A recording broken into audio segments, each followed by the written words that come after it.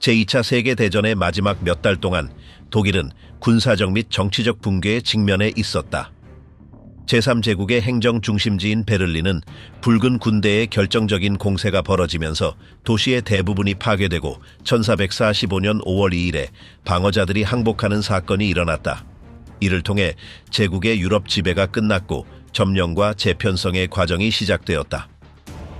베를린이 폐허로 변할 동안 재건과 최근 사건들의 충격으로 물든 새로운 세대가 자라났다. 제3제국에서 중요한 직책을 맡았던 사람들의 후손들은 침묵, 회피 혹은 그들의 정체성과 분리하기 어려운 유산과의 직면 속에서 어린 시절을 보냈다. 어떤 사람들은 가족의 기억을 유지하려 했고 다른 사람들은 거리를 두려 했으며 많은 사람들은 그들의 출신에 따른 사회적 결과에 직면했다. 그 후 몇십 년 동안 독일은 역사적 기억을 현대사회의 삶에 통합하기 위한 공공정책, 기념물, 교육 프로그램을 개발했다. 최근에 과거가 선택되지 않은 짐을 지우는 상황에서 어떻게 삶을 건설할 수 있을까?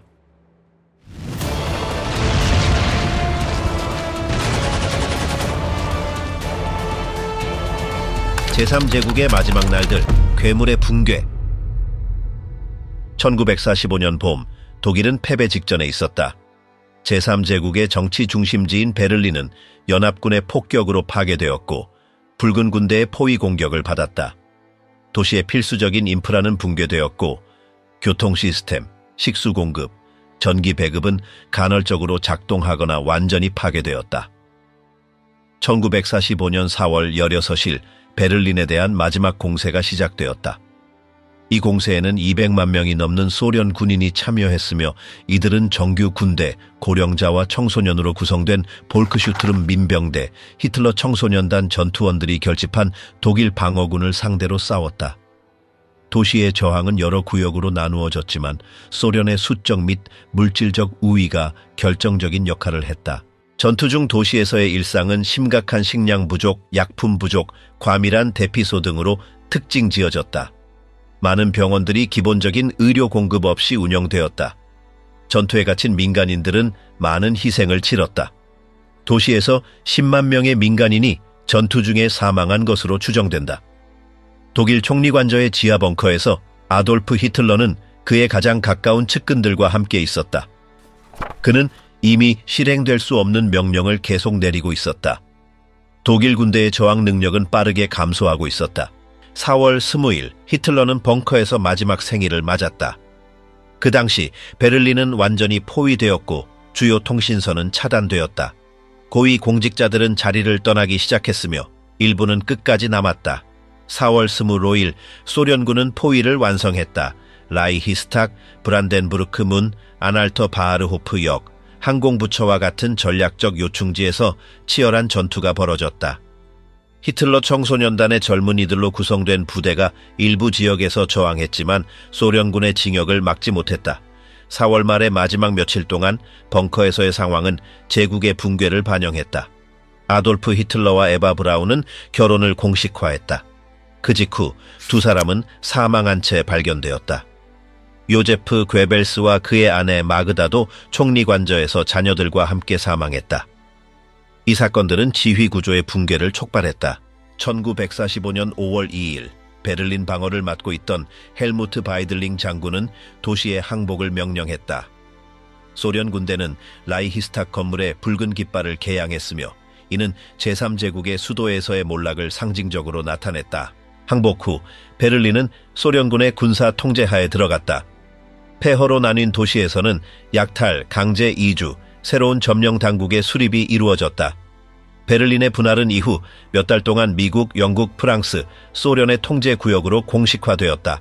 5월 7일 독일은 레임스에서 무조건 항복을 서명했다. 5월 8일은 유럽의 승리의 날로 선언되었고 이는 대륙에서의 전쟁의 종식을 공식화했다. 제국의 붕괴 이후 연합군은 강제 수용소를 해방시켰다. 문서화된 조건과 생존자들의 증언은 전쟁 중에 자행된 범죄의 규모를 드러냈다. 그 결과로 주요 책임자들을 처리하기 위한 뉘른베르크 재판이 시작되었다. 제3제국의 패배는 물질적, 사회적으로 깊은 영향을 미쳤다. 정치체제, 도시들, 그리고 독일의 일상생활은 깊은 변화를 겪었다. 나치 지도자들의 자녀들, 손자들, 그리고 직계 후손들은 재건과 최근 역사에 대한 재평가로 물든 나라에서 자라났다. 구두룬 힘러, 구원 없는 충성. 독일이 제3제국의 몰락 후 재건을 시도하는 동안 주요 나치 지도자들의 자녀들은 침묵, 부정 또는 거부 속에서 성장했습니다. 일부는 그들의 뿌리에서 멀어지기로 결심했습니다.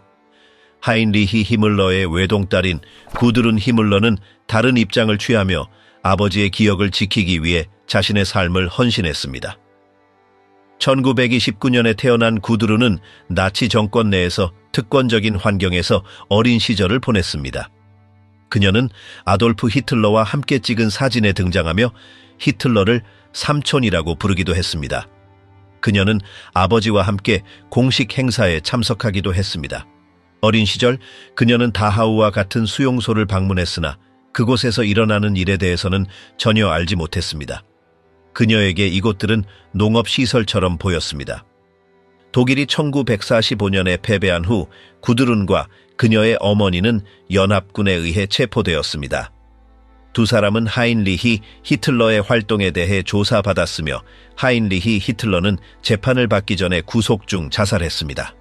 아버지의 자살은 구드룬의 인식을 바꾸지 않았고 그녀는 계속해서 아버지의 무죄를 믿었으며 그를 승자들의 희생자라고 여겼습니다. 다른 고위 나치 지도자들의 자녀들이 이름을 바꾸거나 공개적으로 과거와 거리를 두기로 결정한 반면 구드룬 히물러는 독일에 남아 자신의 정체성을 숨기지 않기로 결정했습니다. 그녀는 후회나 책임을 인정하지 않았습니다. 수십 년 동안 구드룬은 SS 전 직원들을 지원하는 단체인 스틸레 힐페, 에스틸레 힐페와 같은 조직에 조용히 참여했습니다. 이 네트워크는 전후 나치 정권에 속했던 사람들이 재판을 받거나 추적될 때 법적 및 경제적 지원을 제공했습니다. 개인적인 생활에서 구드룬은 내성적인 태도를 유지했습니다. 그녀는 중요한 공개 인터뷰를 하지 않았고 회고록도 출판하지 않았습니다.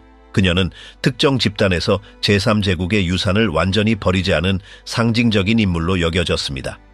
매년 구드룬은 와페네스의 전직 전사들의 회의에 초대되어 참석했습니다. 그녀의 참여는 제3제국의 유산에 대해 같은 생각을 공유하는 이들에게 가치를 인정받았습니다. 그녀의 성과 입장은 이 모임에서 그녀의 중요성을 강화했습니다. 구드룬은 공개적인 정치 활동에는 참여하지 않았지만 나치 정권에 대해 긍정적인 이야기를 보존하는 환경에서는 영향력을 행사했습니다. 하인리히 히틀러의 이미지를 적극적으로 옹호하는 그녀의 태도는 생애 내내 지속되었습니다. 니클라스 프랑크나 라이너 회스와 같은 다른 후손들이 가족의 역사에 대해 공개적으로 비판한 것과 달리 구드룬 히물러는 아버지의 기억을 옹호했습니다. 그녀에게 하인리히 히틀러는 오해받고 부당하게 판단된 공무원이라고 여겨졌습니다. 구드룬 히물러는 2018년에 88세의 나이로 사망했습니다. 그녀의 생애 마지막까지 아버지가 나치 정권에서 맡은 역할에 대해 후회하거나 책임을 인정하지 않았습니다.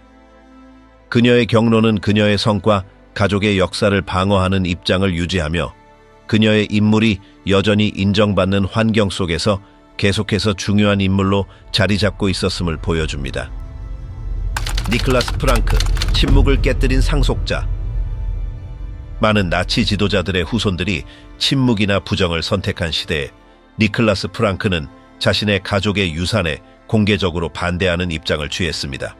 나치 정권 하에서 폴란드 점령지의 총독이었던 한스 프랑크의 아들인 니클라스는 자신의 성을 보호하거나 아버지의 기억을 완화하려 하지 않았습니다.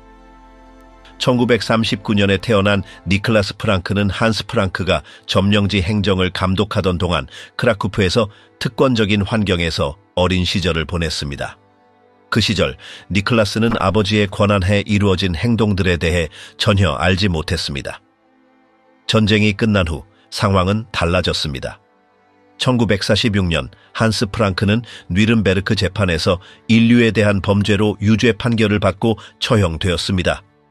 아버지의 처형은 니클라스에게 그의 가족의 과거와의 개인적인 대면의 시작을 의미했습니다. 가족의 역사를 최소화하거나 정당화하려는 다른 후손들과 달리 니클라스 프랑크는 공개적인 노출을 선택했습니다. 1987년에 그는 아버지의 행동과 책임을 직접적으로 다룬 책을 출판했습니다. 이 책은 독일에서 큰 충격을 일으켰습니다. 그것은 나치 정권의 아버지들에 대한 보호나 침묵의 경향을 깨뜨렸기 때문입니다. 니클라스의 책은 단순한 전기가 아니었습니다. 그것은 아버지를 기회주의자로 그려낸 비판적 분석이었으며 그의 나치 정권 참여는 이념적 충성보다는 개인적인 이익에 의해 촉발되었음을 보여주었습니다. 이 출판물은 가족의 과거에 대한 공개적인 거리를 두는 드문 표현으로 여겨졌습니다. 출판 이후 니클라스 프랑크는 토론회와 강연에 참여하며 나치의 과거에 대한 거부 의지를 강화했습니다. 그는 수년간 명확한 입장을 유지했으며 가족의 역사를 다시 쓰려 하거나 아버지의 행동을 완화하려 하지 않았습니다. 그의 경로는 비판 없이 진행되지 않았습니다. 일부는 그가 가족의 사실들을 공개적으로 드러낸 것에 대해 의문을 제기했으며 다른 이들은 그의 역사적 기억 기여를 높이 평가했습니다. 니클라스는 과거와 직면하는 것이 개인적이고 집단적인 책임이라고 주장했으며 망각은 선택이 되어서는 안 된다고 말했습니다. 니클라스 프랑크는 자신의 성이 나치즘과 연관된 것에 대해 개인적으로 겪은 어려움을 여러 차례 언급했습니다. 그는 아버지와의 관계가 그의 사망 이후에도 거리감과 감정적 화해 부족으로 특징지어졌음을 인정했습니다. 지난 수십 년 동안 니클라스는 독일에서 계속 살았습니다. 그는 미디어 출연을 줄였지만 역사적 기억을 전파하고 나치 범죄의 축소를 비판하는 데 대한 헌신을 유지했습니다. 니클라스 프랑크의 이야기는 제3제국의 후손들 중 일부가 그들의 가족 유산에 대해 공개적이고 비판적으로 대면하기로 선택했음을 보여줍니다. 그의 삶은 일부 후손들이 과거의 행동에 대해 다른 세대의 다른 구성원들과는 다른 입장을 취하기로 결심한 예를 나타냅니다. 롤프 맹겔레, 죽음의 천사라는 이름을 지닌 롤프 맹겔레는 1944년에 태어났습니다. 전쟁으로 인해 그의 성이 2000년대에서 가장 기억되는 범죄 중 하나와 연결될 줄은 몰랐습니다. 그의 아버지인 요제프 맹겔레는 아우슈비츠에서 죽음의 천사로 알려져 있으며 수감자들에게 의학 실험을 시행하고 가스실로 보내는 선택에 참여한 인물이었습니다. 독일이 1945년에 패배한 후 요제프 맹겔레는 도망칠 수 있었습니다. 지지자들의 도움을 받아 그는 먼저 오스트리아로, 그 후 남미로 도망쳐 가짜 신분으로 살았습니다. 그동안 그의 아내와 아들은 독일에 남아 그와의 근접한 연락을 피했습니다. 어린 시절 롤프 맹겔레는 분단되고 점령된 독일에서 성장했으며 그의 가족은 아버지의 행방과 행동에 대해 공개적으로 말하는 것을 피했습니다. 그에게 전달된 이미지는 아버지가 적들에 의해 부당하게 추적당하는 인물로 묘사된 것이었습니다. 청소년기 동안 롤프는 아버지에 대해 그가 알고 있던 정보를 점차적으로 수정해 나갔습니다. 대화, 문서, 소문 등을 통해 요제프 맹겔레가 국제적으로 가장 추적당한 범죄자 중 한 명으로 여겨졌다는 사실을 알게 되었습니다. 성인이 된 후 변호사가 된 롤프는 이 상황을 침묵으로 처리하기로 결심했습니다. 그는 아버지에 대해 공개적으로 언급하지 않았고 미디어 노출을 피했습니다. 요제프 맹겔레를 변호하지는 않았지만 그를 공개적으로 고발하지도 않았습니다. 1977년 아버지에 대한 국제적인 추적이 강화되던 시기, 롤프는 남미로 여행을 가서 그와 만났습니다. 그 만남은 짧았습니다. 후에 공개된 정보에 따르면 롤프는 아버지에게 그에 대한 혐의에 대해 질문을 던졌습니다. 요제프 맹겔레는 자신의 행동을 군사적 의무의 일환으로 정당화하며 어떤 후회도 표현하지 않았습니다. 그 만남 이후 롤프는 더 이상 아버지를 만나지 않았습니다. 그 후 그는 요제프 맹겔레의 범죄를 인정하며 정당화하려 하지 않았지만 미디어 노출을 피하면서 자신의 가족이 관심의 대상이 되지 않도록 했습니다. 요제프 맹겔레가 1979년에 브라질에서 익사하며 사망했을 때 그 사망은 즉시 확인되지 않았습니다. 수년 동안 그의 사망은 추측의 대상이 되었습니다. 1985년이 되어야 DNA 분석을 통해 그의 신원이 확인되었습니다. 롤프 맹겔레는 변호사로서 직업 생활을 계속하며 낮은 프로필을 유지했습니다. 그는 책 다큐멘터리, 인터뷰와 같은 협력 제안을 거절하며 자신과의 가족 관계를 중심으로 한 논의를 거부했습니다. 그의 결정은 요제프 맹겔레와의 관계를 통해 이익을 얻거나 이를 자본화하지 않겠다는 것이었습니다. 그가 제공한 몇 가지 공개적인 발언에서 롤프는 자신의 입장을 명확히 했습니다. 그는 아버지의 행동을 비난했지만 그것에 대한 개인적인 책임을 지지 않았습니다. 그는 홀로코스트를 최소화하는 서사나 역사적 기억을 정치적 목적에 사용하는 운동과도 연관되지 않으려 했습니다. 롤프 맹겔레의 이야기는 가족 유산에 대해 의도적으로 분리된 경로를 보여줍니다. 다른 후손들이 가족의 역사를 옹호하거나 공개적으로 비판하는 길을 택한 것과 달리 그의 길은 거리를 두고 사실을 인정하며 노출을 피하는 것이었습니다. 현재 맹겔레라는 성은 역사적 기억에서 널리 알려진 상징으로 남아 있습니다. 롤프의 삶은 그의 성이 널리 알려지게 된 행동들과는 거리를 두고 개인적인 정체성을 구축하려는 지속적인 노력을 보여줍니다. 에다 괴링, 부정과 유산 관리 사이에서 살다. 에다 괴링은 1938년에 태어났으며 독일 나치 정권의 주요 인물 중 하나인 헤르만 괴링의 외동딸이었습니다. 태어날 때부터 그녀는 독일의 권력 상층부와 연결되어 있었습니다. 그녀의 세례식에는 아돌프 히틀러가 참석하였으며 그는 그녀의 대부였습니다. 어린 시절 에다는 정권 동안 구입한 재산에서 살았고 유럽의 미술품 컬렉션에서 강탈된 예술 작품들로 둘러싸여 있었습니다. 그녀의 가까운 환경은 나치당의 중요한 인물들로 이루어졌고 그녀의 교육은 전쟁과는 떨어진 환경에서 이루어졌습니다. 독일의 패배로 상황은 달라졌습니다. 헤르만 괴링은 연합군에 의해 포로로 잡혀 니른베르크 재판에서 유죄 판결을 받았고 사형을 선고받았습니다. 처형되기 전 그는 사이안화칼륨을 사용해 자살했습니다. 당시 7살이었던 에다는 어머니의 보호해 폐허가 된 나라에서 살게 되었습니다. 성인이 된 후 에다 괴링은 아버지의 기억과 공개적으로 거리를 두지 않았습니다. 그녀는 뮌헨 대학교에서 법학을 공부했지만 전문적인 명성을 얻지는 못했습니다. 또한 뮌헨 대학교 병원에서 한동안 아카이브 담당자로 일하며 조용한 직업 활동을 했습니다. 전후 몇 년 동안 에다는 예술작품과 아버지의 개인적인 물품들을 유산으로서 돌려받기 위해 법적 조치를 취했습니다. 많은 작품들이 나치 정권 동안 아버지에 의해 강제로 수집되었거나 탈취된 것이었습니다. 예술작품 외에도 그녀는 보석과 다른 재산을 회수하려고 시도했습니다. 그녀는 평생 동안 자신의 본명을 변경하지 않았습니다. 결혼하지 않았고 자녀도 없었습니다. 그녀의 존재는 독일에서 조용히 이어졌으며 가족의 과거에 대한 공개적인 발언을 피했습니다. 일부 독일 언론은 그녀가 자신의 성에 자부심을 느낀다고 보도했지만 그녀는 정치적인 입장을 공개적으로 표현한 적은 없었습니다. 에다 괴링은 극단적인 운동에 참여하지 않았고 나치주의를 옹호하는 활동에도 참여하지 않았습니다. 그녀는 가족의 유산을 방어하는 일에 있어 사적 영역과 물질적 재산 회수에 관련된 법적 조치들로 한정했습니다. 그녀는 1945년 이전의 사회적 관계들과 개인적인 인연을 유지했지만 이념적인 성격의 공적 활동은 피했습니다. 정치적 조직과는 연관되지 않았고 평생 동안 낮은 프로필을 유지했습니다. 에다는 2018년 뮌헨에서 80세의 나이로 사망했습니다. 그녀는 평생 독일에서 살며 가족의 유산을 사적으로 관리하며 과거와의 관계에 대한 공개적인 발언을 하지 않았습니다. 라이너 회스, 아우슈비츠의 손자, 기억을 사명으로. 라이너 회스는 1965년에 서독에서 태어났으며 자신의 과거를 논의하는 것을 피하는 가족에서 자랐습니다.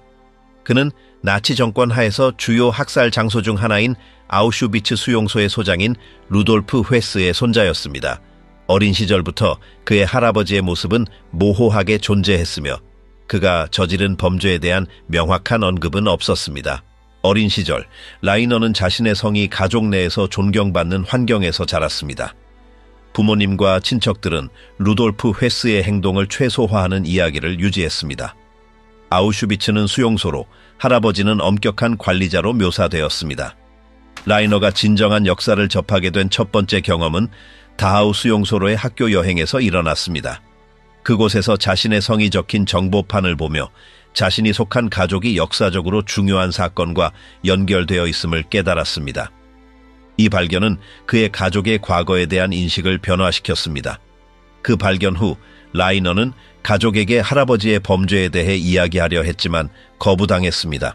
그의 아버지는 루돌프 회스를 옹호하며 전쟁의 결과를 승자들 탓으로 돌렸습니다. 라이너는 점차적으로 가족 내에서 고립되었습니다. 청소년기 동안 그는 가족과의 관계를 완전히 끊기로 결심했습니다. 그는 기숙학교에 입학했고 그곳에서 자신의 성 때문에 거부와 폭력적인 대우를 받았습니다. 가장 중요한 사건 중 하나는 수용소 생존자에게 신체적인 공격을 받은 일이었으며 이는 그가 지닌 역사적 책임에 대한 이해에 깊은 영향을 미쳤습니다. 그 이후 라이너는 스스로 할아버지의 과거를 조사하기 시작했습니다. 그는 아우슈비츠와 루돌프 회스의 역할에 대해 자세히 알기 위해 기록, 도서관, 박물관을 조사했습니다. 그의 관심은 사건을 정확하게 문서화하는 데 집중되었습니다. 성인이 된 후 라이너 회스는 자신의 이야기를 공개하기로 결정했습니다. 그는 역사적 기억을 보존하는 조직들과 협력했으며 기념 행사에 참여했습니다. 그는 새로운 세대에게 역사적 지식을 전달하는 교육적인 모임에서 개인적인 경험을 나누었습니다.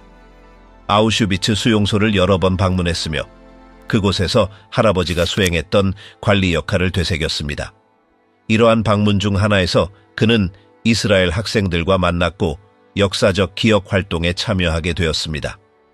이후 그는 다윗의 별이 달린 펜던트를 착용하며 자신의 입장을 상징화했습니다. 그의 공개적인 작업에도 불구하고 그는 가족과 외부 사람들로부터 비판을 받았습니다. 일부 가족은 그가 가족의 역사에서 멀어졌다고 비난했고 일부 외부 관찰자는 나치 고위 인사의 후손들이 기억의 공간에 참여하는 것에 대해 의문을 제기했습니다. 라이너는 자신의 의도가 사건에 대한 이해를 돕는 것이라고 주장하며 어떤 정당화도 추구하지 않았습니다. 2009년 그는 루돌프 회스의 개인적인 물건들을 역사적인 박물관에 기증했습니다. 일부 물품은 미넨의 역사연구소에 기증되었습니다. 이 결정은 일부 분야에서 가족 역사를 인정하는 행위로 여겨졌습니다. 현재 라이너 회스는 독일에 거주하며 나치 정권의 역사와 관련된 교육 활동에 계속 참여하고 있습니다. 그는 인권과 역사적 기억 보존을 위한 조직과 연관을 맺고 있으며 대부분의 가족과는 연락을 끊었습니다. 제니퍼 티지, 가족 역사에 직면하다. 제니퍼 티에는 1970년에 독일 뮌헨에서 태어났습니다. 독일계 혼혈 여성의 딸이자 나이지리아 출신의 아버지의 자녀로 태어난 그녀는 태어난 지 몇 달 만에 입양되었습니다. 그녀는 생물학적 출신에 대한 구체적인 정보 없이 독일 입양 가정에서 자랐습니다. 젊은 시절 그녀는 전형적인 생활을 했습니다. 함부르크 대학교에서 정치학을 공부한 후 이스라엘에서 5년 이상 살았습니다. 그곳에서 텔아비브 대학교에서 공부하고 광고 대행사에서 일했습니다. 그 시절 그녀는 나치 정권과의 가족 관계를 전혀 알지 못했습니다. 그녀의 조상에 대한 발견은 우연히 이루어졌습니다. 38세였던 제니퍼는 함부르크의 한 도서관에서 아몬 괴르트 필라소 수용소 소장에 대한 책을 발견했습니다. 그 책의 페이지에서 그녀는 자신의 생물학적 어머니의 사진을 알아보았고 그로 인해 가족 관계를 알게 되었습니다. 괴르트는 수용소에서 처형과 처벌을 직접 담당했으며 그의 모습은 영화 쉰들러 리스트에서 묘사되면서 유명해졌습니다. 아몬 괴르트와의 관계가 밝혀지자 제니퍼는 자신의 개인적인 이해를 재정립할 필요성을 느꼈습니다.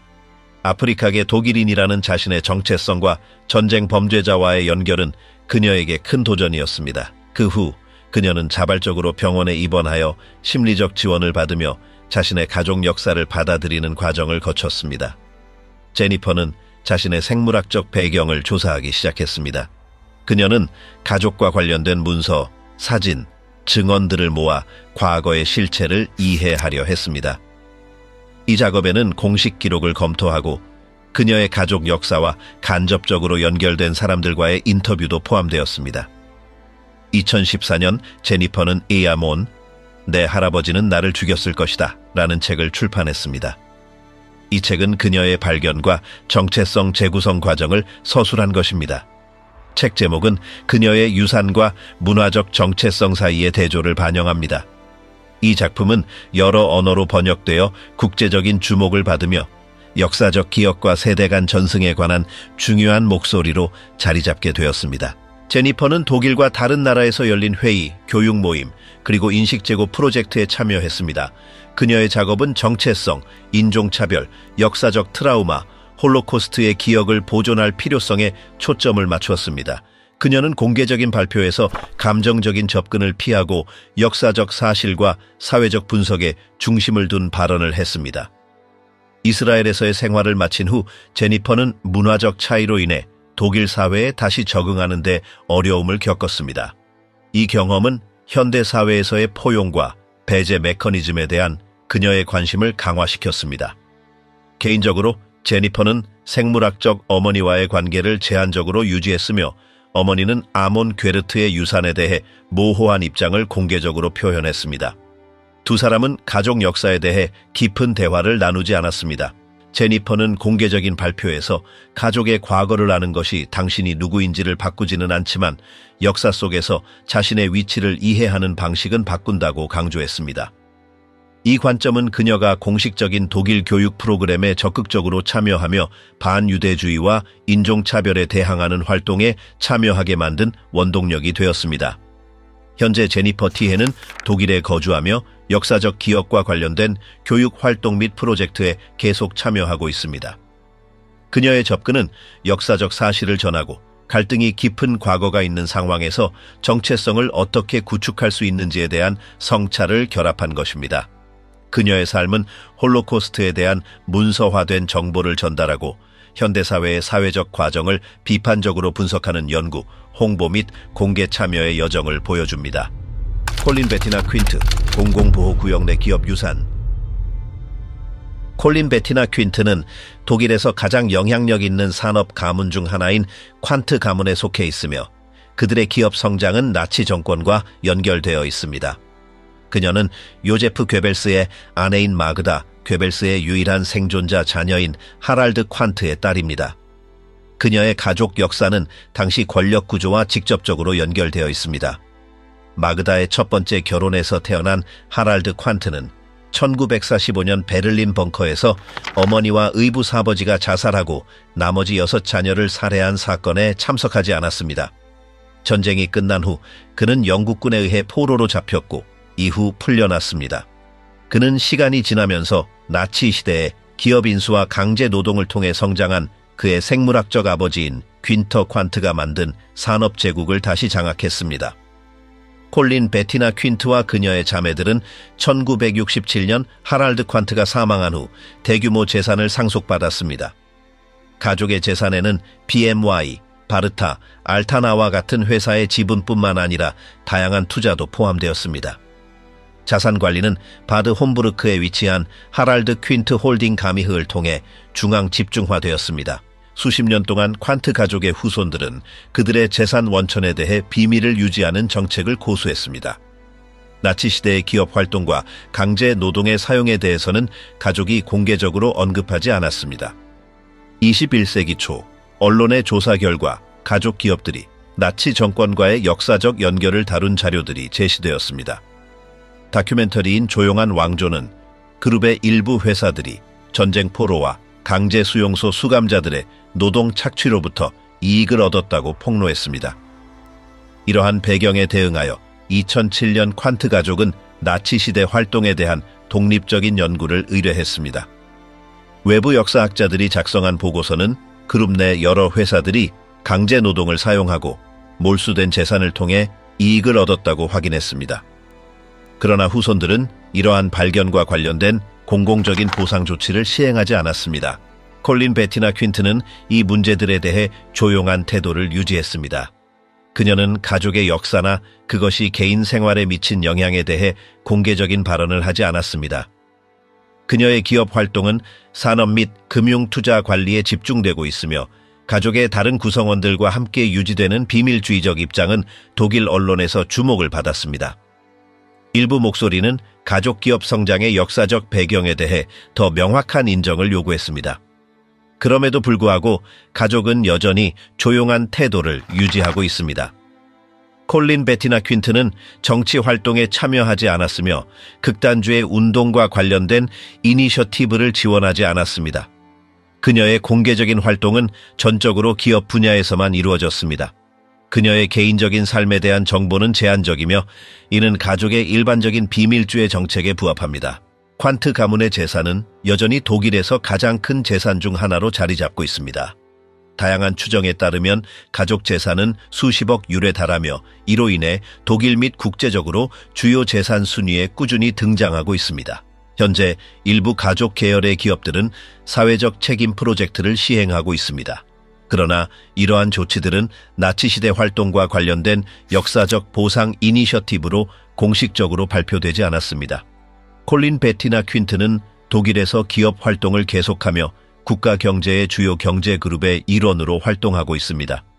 그녀의 공적인 경로는 가족 재산 관리의 지속적인 라인을 반영하며 가족의 역사적 유산에 대한 중요한 개입은 없습니다. 히틀러 청소년단 세대, 교육, 전쟁과 전후. 제3제국의 마지막 몇 년 동안 수천 명의 독일 청소년들이 히틀러 청소년단에 참여했습니다. 이 조직은 나치 정권의 원칙을 바탕으로 젊은이들을 교육하기 위해 만들어졌으며 권위에 대한 복종, 군사화 및 인종적 우월성에 대한 신념을 촉진했습니다. 1943년 독일의 군사 상황이 악화되면서 많은 히틀러 청소년단 회원들이 전투에 투입되었습니다. 16세 또는 17세의 젊은이들은 서부 전선에 배치된 제12SS 기갑사단 히틀러 유겐드와 같은 부대에 배속되었습니다. 노르망디 전투와 같은 전투에서 이들 부대는 구성원들의 경험 부족으로 인해 상당한 손실을 겪었습니다.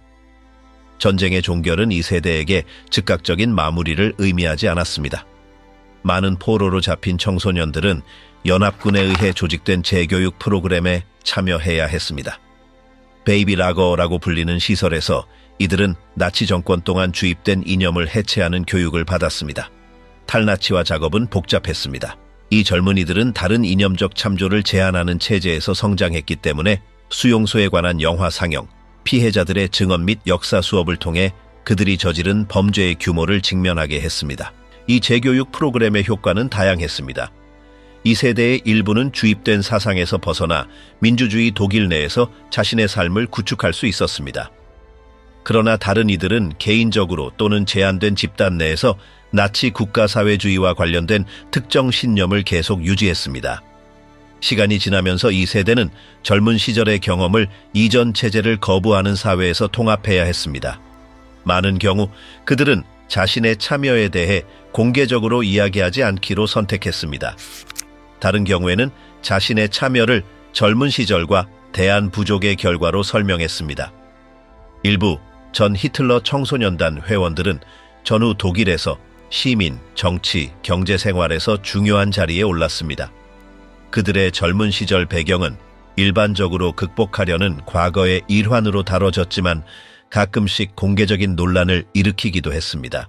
후속 연구에서는 이 세대가 높은 비율로 심리적 장애를 겪었다고 지적했습니다. 여기에는 외상 후 스트레스 장애 증상과 안정된 감정적 관계를 구축하는 데 어려움이 포함되었습니다. 폭력에 대한 노출과 이념 교육의 초기 경험은 그들의 정신건강에 지속적인 영향을 미쳤습니다. 전 히틀러 청소년단 회원들에 대한 대중의 인식은 시간이 지남에 따라 변화했습니다. 전후 천 몇 년 동안 그들은 주입 교육 시스템의 피해자로 여겨졌습니다.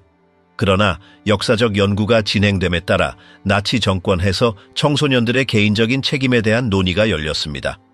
이 세대의 일부는 히틀러 청소년단에서의 경험을 담은 회고록을 출판했습니다. 이들 이야기들은 주입 교육 방법을 문서화하는 데 기여했고 정권의 청소년 조직, 내부 운영에 대한 이해를 돕는 데 중요한 역할을 했습니다. 오늘날 대부분의 전 히틀러 청소년단 회원들은 고령이거나 이미 사망했습니다. 살아있는 이들은 가끔 그들의 젊은 시절 참여에 대한 관심이 다시 제기되는 것을 경험합니다. 특히 연구 다큐멘터리 및 역사적 보도에서 그들의 참여가 드러날 때 그들의 과거가 다시 집중되곤 합니다. 현대 독일에서는 히틀러 청소년단에 대한 연구가 역사적 기억을 중점적으로 다룬 교육 프로그램에 포함되어 있습니다. 이 주제는 전체주의 정치체제에서의 급진화와 이념적 조작 과정에 대한 분석에 포함됩니다. 이 세대의 역사는 특정 이념적 원칙에 따라 젊은이들을 어떻게 교육할 수 있는지, 그리고 이러한 교육이 발생한 역사적 순간을 넘어 지속적인 영향을 미치는 방식에 대해 이해하는 데 중요한 요소를 제공합니다. 볼프 헤스, 아버지를 변호하려 했던 아들. 볼프 리디거 헤스는 1937년에 태어났으며 나치 독일 노동자당의 주요 지도자 중 한 명인 루돌프 헤스의 외동아들입니다. 태어날 때부터 그의 삶은 성씨와 아버지의 정치적 역사와 관련이 있었습니다. 1941년 볼프가 3살 때 루돌프 헤스는 독일과 영국 간의 별도의 평화를 논의하려고 스코틀랜드로 비행기를 타고 가는 비공식적인 비행을 시도했습니다. 이 임무는 실패했고 루돌프 헤스는 포로로 잡혔습니다. 전쟁이 끝난 후 그는 뉘른베르크 재판에서 평화에 대한 범죄로 종신형을 선고받았습니다. 전후 독일에서 성장한 볼프 헤스는 그의 성씨가 불러일으키는 거부 반응 속에서 자랐습니다. 어린 시절과 청소년 시절 동안 그는 자신의 가족 역사에 대한 사회적 인식으로 인한 어려움을 겪었습니다. 다른 후손들이 자신들의 조상에 대해 공개적으로 거리를 두기로 선택한 것과 달리 볼프는 아버지의 기억을 방어하는 적극적인 입장을 취했습니다. 1960년대부터 볼프 헤스는 루돌프 헤스가 스판다우 교도소에서 복역 중이던 시절 그의 석방을 요청하는 공개적인 캠페인을 시작했습니다. 선언 시위 및 법적 조치를 통해 그는 아버지의 장기 수감이 정치적 요인 때문이라고 주장했습니다. 볼프 헤스는 루돌프 헤스의 비행이 평화협정을 목표로 한 의도에서 비롯된 것이며 그의 형벌은 다른 나치 지도자들과 비교하여 지나치게 가혹했다고 주장했습니다. 또한 아버지의 감옥 생활 조건이 인권 원칙을 위반한다고 표현했습니다.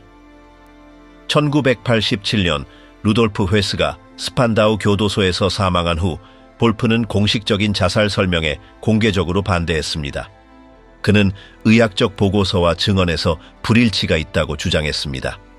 그 후 그는 사망과 관련된 공식 기록의 공개를 요청하고 민간 조사를 촉진했습니다. 그의 주장은 공식적인 지원을 받지 못했지만 볼프 헤스는 그 입장을 계속해서 고수했습니다. 그의 공개 활동과 병행하여 그는 독일에서 건축가로 일했습니다. 그는 여러 권의 책을 출판하며 아버지의 역사를 어떻게 보았는지에 대해 설명했습니다. 그는 루돌프 헤스가 외교적 해결책을 추구한 인물로 묘사되었으며 그의 책은 루돌프 헤스가 전쟁 후 불공정하게 취급되었다는 주장을 담고 있습니다. 볼프 헤스는 조직된 너나치 운동과 직접적으로 연관되지 않았습니다. 그러나 루돌프 헤스의 방언은 때때로 극우 단체들에 의해 사용되었으며 그는 이러한 조직들과 공식적인 공개 연결을 피했습니다. 2001년에 63세의 나이로 사망했습니다. 평생 동안 볼프 헤스는 아버지를 방어하는 공개적인 입장을 유지했으며 나치 정권의 범죄나 제3제국 정부 시절 루돌프 헤스의 정치적 책임에 대해 공개적으로 언급하지 않았습니다. 카트린 히물러, 자신의 역사를 탐구한 조카딸. 카트린 히물러는 1967년 서독에서 태어났으며 SS의 지도자이자 나치 정권의 주요 인물 중 하나였던 하인리히 히물러의 손녀이자 세 번째 세대 후손입니다. 그녀의 할아버지인 에른스트 히물러는 하인리히의 동생이었습니다. 어린 시절부터 카트린은 자신의 성이 역사적으로 중요한 의미를 지닌다는 것을 인식하고 자랐습니다. 그녀의 가족 내에서 나치 과거는 부분적으로 언급되었으며 많은 경우 축소되었습니다. 가족 역사는 종종 생략된 채 전달되었고 이는 전후 독일에서 흔히 나타나는 경향이었습니다. 젊은 시절 카트린은 베를린에서 정치학을 공부하기로 결심하고 기억의 과정과 역사적 갈등을 분석하는 방향으로 학문을 발전시켰습니다. 학문적 경로를 따라가면서 그녀는 자신의 가족이 나치 정권에 참여한 역할을 체계적으로 조사하기로 선택했습니다. 2005년 그녀는 히물러 형제들이라는 책을 출판하여 자신의 조상이 나치 정권에 연루된 사실을 문서화했습니다. 이 책은 아카이브 조사, 가족과의 인터뷰, 공식 문서 분석을 바탕으로 작성되었습니다. 카트린은 하인리히 히물러뿐만 아니라 다른 가족 구성원들의 나치 정권 내 역할에 대해서도 다뤘습니다. 카트린의 접근은 문서 기반의 분석적이고 비판적인 접근으로 특징지어졌습니다. 다른 후손들이 침묵하거나 방어적인 태도를 취한 것과 달리 카트린은 확인된 정보를 수집하고 공개하는 길을 선택했습니다. 그녀의 조사에서는 할아버지인 에른스트 히물러가 나치 정권에서 국영 라디오 행정에 관여했으며 공식적인 선전의 확산에 기여했다는 사실도 밝혀졌습니다. 또한 그녀는 가족이 나치 제도 내에서 맺은 연대와 협력 관계를 문서화했습니다. 히물러 형제들의 출판은 그녀의 가족 내에서 다양한 반응을 일으켰습니다. 일부 가족은 그녀의 시도를 지지했지만 다른 이들은 공개적으로 가족의 역사를 드러내는 것이 성씨의 이미지를 훼손한다고 비판했습니다. 카트린 히물러는 역사적 기억에 관한 토론, 회의 및 교육 프로젝트에 참여했습니다. 그녀는 발표에서 역사적 과정 연구에서 가족 배경을 분석하는 중요성을 강조하며 집단적 책임을 회피하는 것을 피해야 한다고 주장했습니다.